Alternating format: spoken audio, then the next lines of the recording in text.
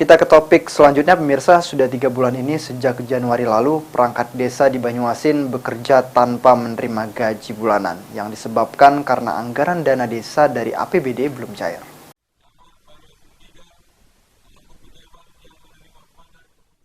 Sejak 3 bulan terakhir, perangkat desa di Banyuasin bekerja tanpa menerima gaji bulanan akibat anggaran dana desa dari APBD belum kunjung cair.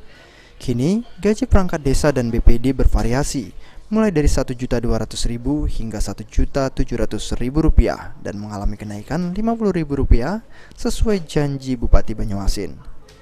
Kepala DPKAD Banyuasin Yuni Hairani menjelaskan, jika gaji perangkat desa harusnya sudah cair Senin lalu, namun terjadi pemadaman listrik hingga proses perbankan terhambat. Lebih lanjut, Kepala DPKAD memastikan jika beberapa hari ke depan semua perangkat desa sudah menerima gaji. Sulaiman, PAL TV.